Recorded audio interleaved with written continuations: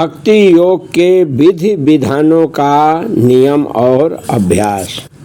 श्रोताओं, बहुत इम्पॉर्टेंट है। भगवान श्री कृष्ण गीता अध्याय 3 में भक्ति योग पर विशेष बल दिए हैं। अर्जुन को बार बार भक्ति योग करने के लिए कहे हैं।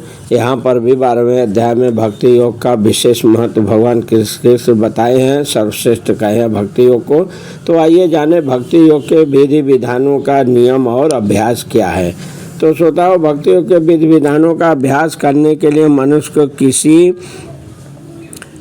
सुविज्ञ गुरु के मार्गदर्शन में कतिपय नियमों का पालन करना चाहिए। श्रोताओं, जो है जैसे ब्रह्म मुहूर्त में जागना, स्नान करना, मंदिर में जाना, प्रार्थना वगैरह करना, और कीर्तन बहुत प्रसिद्ध है। श्रोताओं, हरे राम राम राम हरे हरे, हरे कृष्ण कृष्ण कृष्ण हरे हरे।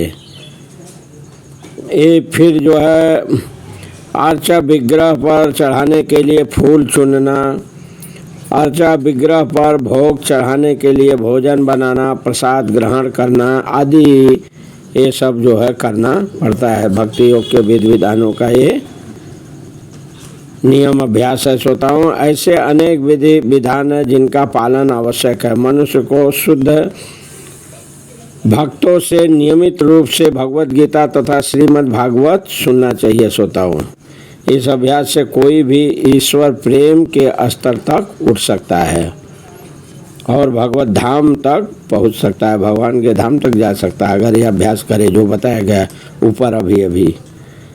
विधि विधानों के अंतर्गत श्रोताओं, गुरु के आदेशानुसार भक्ति योग का यह अभ्यास करके मनुष्य निश्चय ही भगवत धाम की अवस्था को प्राप्त हो जाता है। तो श्रोताओं, ये भक्ति योग के बारे में भगवान बताए हैं विधि विधानों नियम, और कहे अर्जुन को यदि तुम भक्ति योग नहीं कर सकते हो, विधि विधानों का अभ्यास नियम नहीं कर सकते हो, तो कहे मेरे लिए क्या करो, कर्म करो। फिर कहे अगर मेरे लिए कर्म भी नहीं कर सकते हो, अगर असमर्थ हो, तो तुम अपने कर्म के समस्त कर्म फलों को त्याग कर कर्म करने का तथा आत्म स्थित होने का प्रयत्न करो। अगर ऐसा भी नहीं हो सकता, इसमें भी तुम अभ्यास नहीं कर सकते, तो ज्ञान के अनुशीलन में लग जाओ, ज्ञान के अनुशीलन में लग जाओ। लेकिन ध्यान देना, ज्ञान से श्रेष्ठ ध्यान है और ध्यान से भी श्रेष्ठ है कर्म फलों का परित्याग।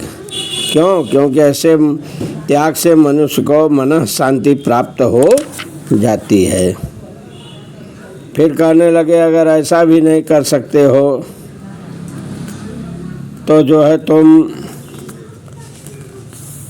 किसी को कष्ट मत पहुंचाओ, अन्य किसी के द्वारा विचलित नहीं करो। जो सुख दुख में, भय तथा चिंता में समभाव रखता है वह मुझे अत्यंत प्रिय होता है।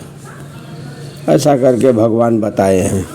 3-4 नियम है ये श्रोताओं जो है, अगर भक्ति योग न हो तब भी।